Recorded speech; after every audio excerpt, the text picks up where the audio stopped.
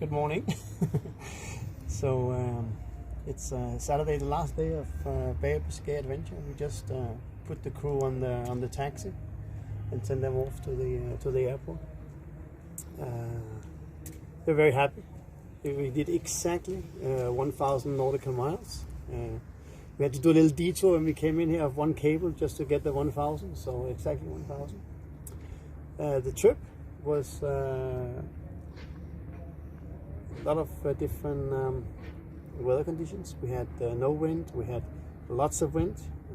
We heard about force 8 in the Bay of Biscay, but that's when we came to Cape Finisterre with big waves. As usual, Saga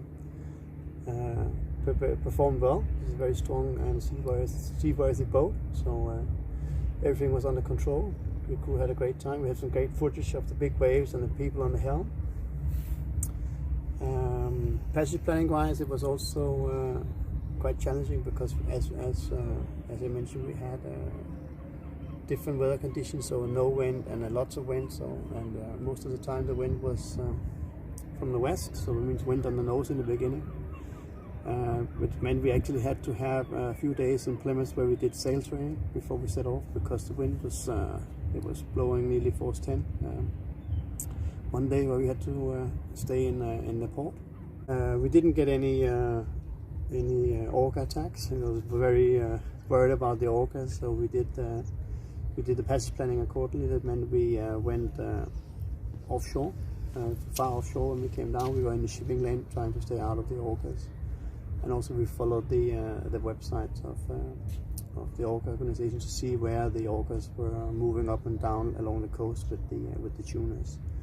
In Sines we saw 5 boats on the Heart, which all had their rudder damaged. So it is a real threat to the cruising society, cruising boats with the orcas. Yes, for the Bay of Biscay, the crew, we had a mixed crew. We had 2 crew members with the 3rd trip with Saga, and then we had some new people also, meaning new to Saga, but also new to sailing.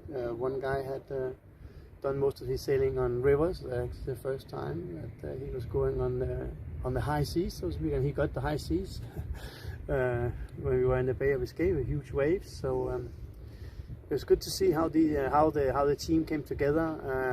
We were sailing non-stop for 7 days. So people getting used to the boat, to the movement, and to go into the watch systems and sleep and get on duty and so on. So it was good to see how the crew came together and exchanging experiences with different experiences, different skill sets. It went very well, especially when we had the strong winds. The team were a unit. It was quite a satisfaction for me to see how people developed over the sail, and especially the new sailors. Also on this trip was Frederick, was my son was there with me, which was he performed very well.